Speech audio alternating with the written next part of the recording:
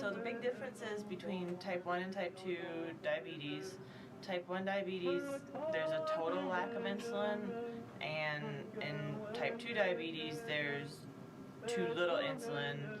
It's a more gradual onset, whereas type 1 diabetes, it's usually a more sudden medical emergency that it gets noticed. Type 1 diabetes can't be prevented, type 2 diabetes can.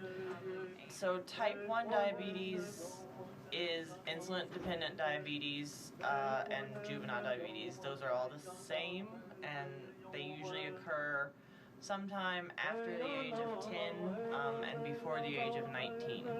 Those are the ones that your body doesn't make any insulin, and you will be on injections, and oral diabetes medicine will not work. And in kids, type 2 diabetes, or any type of diabetes, may be a little bit more hard to distinguish.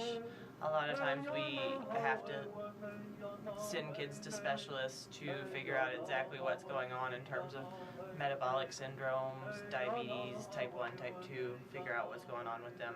Obviously, if they're type 1 diabetic, we do have to address the injection situation.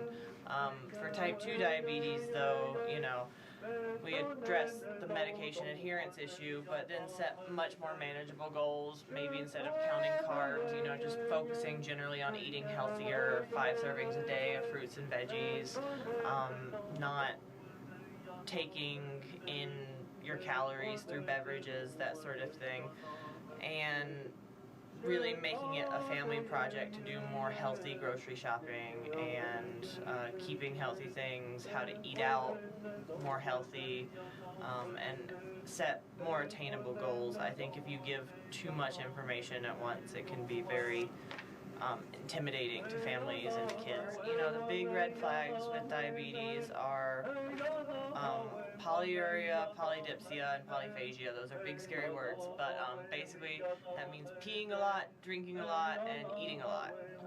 So if a kid is doing any of those, we look out for that.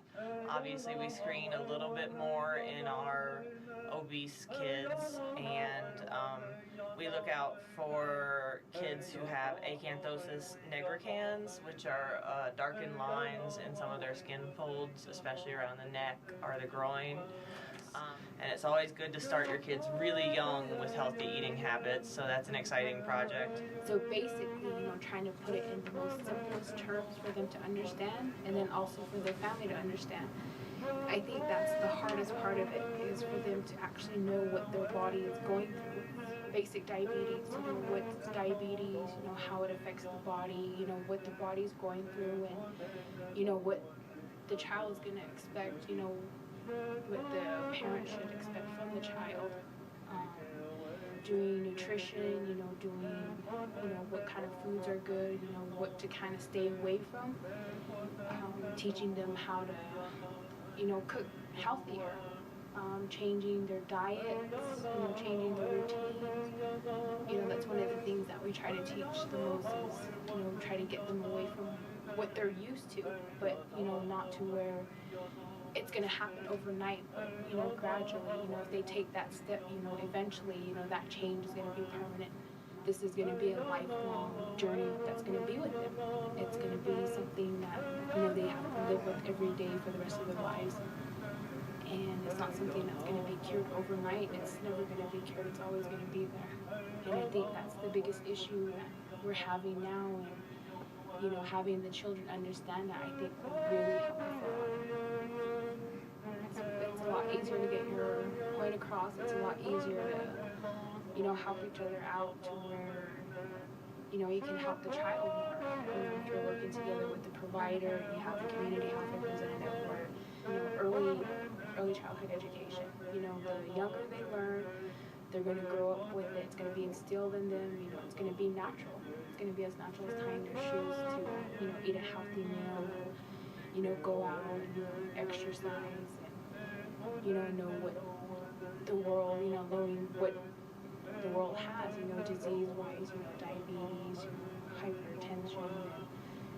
And a lot of it, I think, is miscommunication and, the way people are learning things, and it's kind of to where people believe that diabetes is caused by sugar, and it's caused by soda. That's the first thing they say, soda and candy and chips. They don't understand it's starchy foods. They don't understand that it's in everyday foods. That's the part they don't understand. A lot of them are willing to change, especially if it, involves their child. They have a better understanding of it, and they know they can control it. And I think that's when they kind of realize what they have to do, and they're willing to change for that.